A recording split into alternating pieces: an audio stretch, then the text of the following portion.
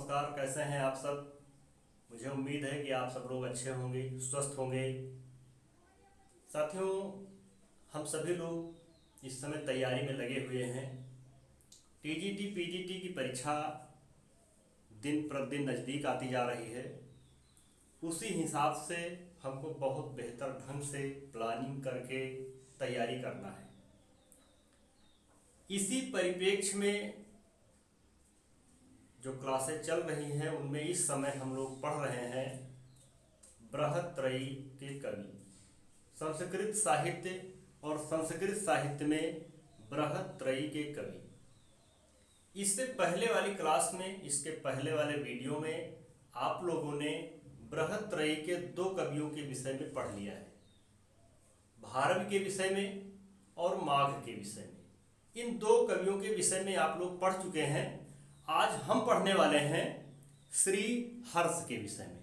आज हम किसके विषय में पढ़ने वाले हैं? श्री हर्ष के विषय में पढ़ने वाले हैं।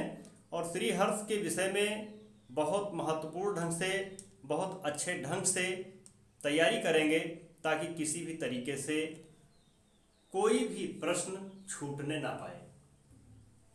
मुझे उम्मीद है कि आप लोगों ने इसके पहले वाले दो वीडियो देख लिया होगा, तो आप लोग भारवी और माघ के विषय में विधिवत समझ गए होंगे।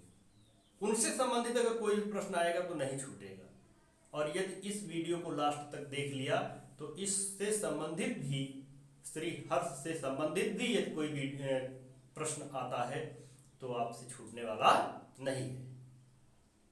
तो आज हम देखेंगे श्री हर्ष के विषय में।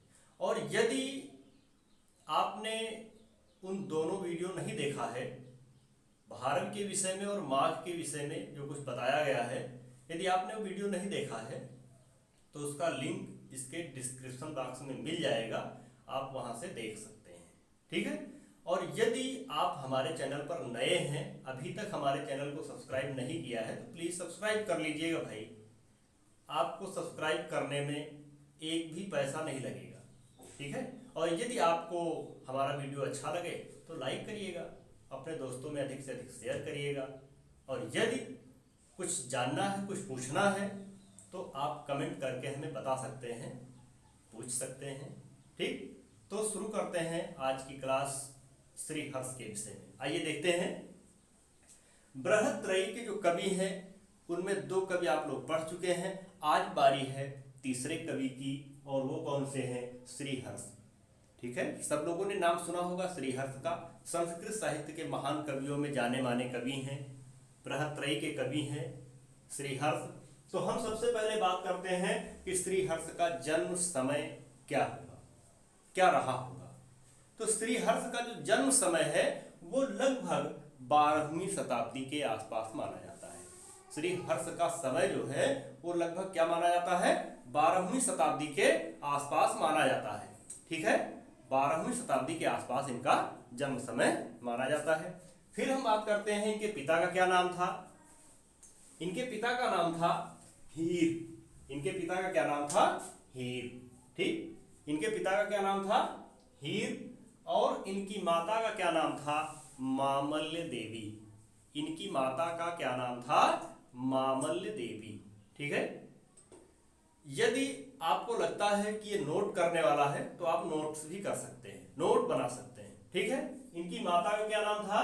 मामल्य देवी। और ये किसके आश्रयदाता कवि के रूप में थे? किसके यहाँ रहते थे? तो ये रहते थे जयचंद, राजा जयचंद के यहाँ रहते थे।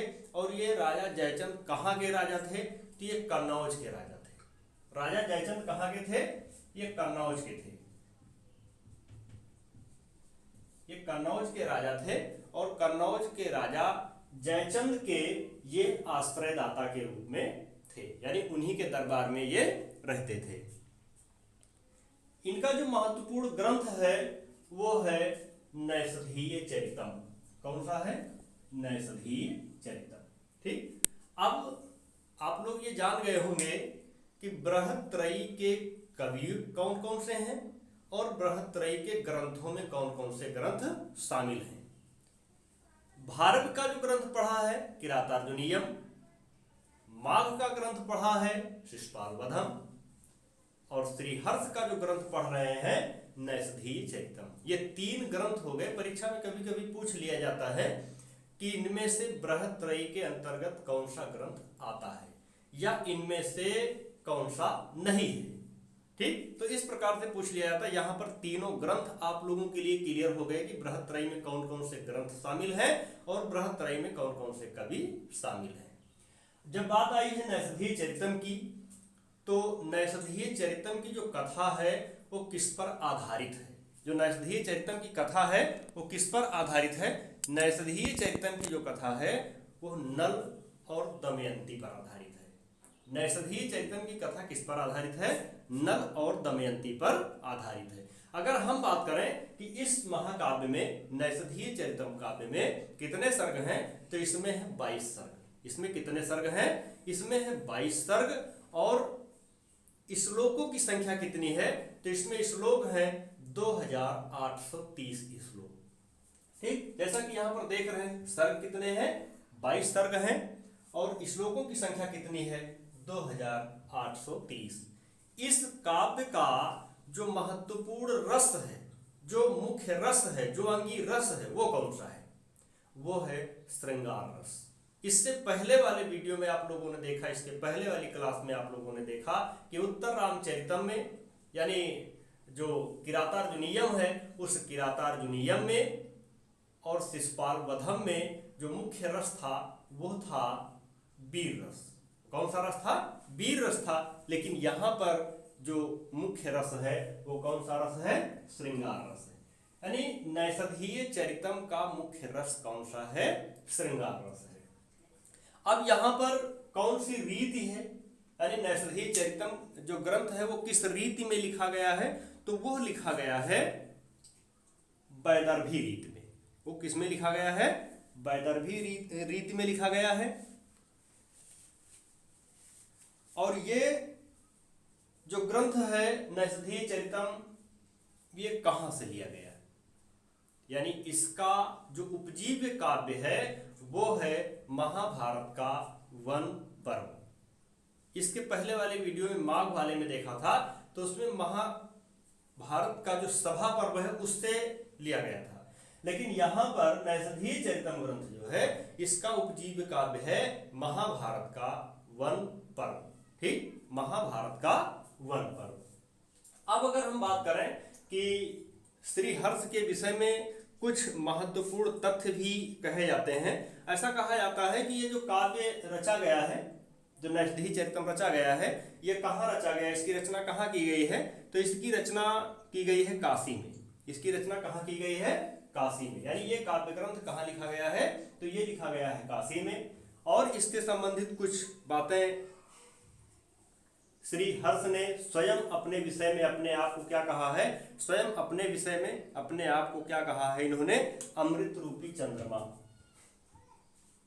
अगर ये कहा जाए कि किस कवि ने स्वयं को अमृत रूपी चंद्रमा कहा है, तो इन्होंने अर्थात श्रीहर्ष ने स्वयं को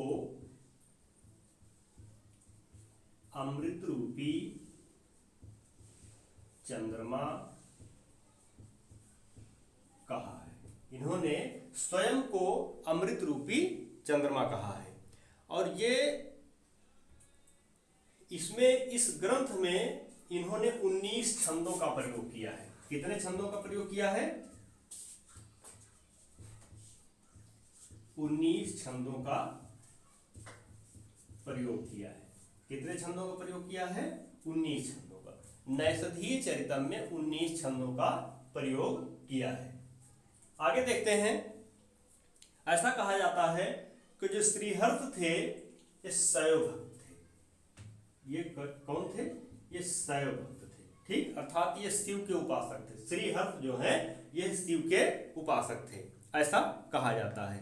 अब कुछ बातें इनके लिए और भी कही जाती हैं, जैसे कि जो कन्नौज के राजा जयचंद थे, तो ये श्रीहर्ष को बड़ा सम्मान देते थे, बहुत मानते थे, इनका बड़ा सम्मान करते थे। और जब बहुत सम्मान करते थे तो सम्मान में इनको देते क्या थे? सम्मान में इनको पान और सिंहासन ये देते थे। सम्मान में इनको क्या देते थे? सम्मान में इनको देते थे 2 पान और सिंहासन। राजा जो जयचंद थे ये हमेशा इनके सम्मान में क्या करते थे? इनको 2 पान और सिंहासन देते थे। ठीक, 2 पान और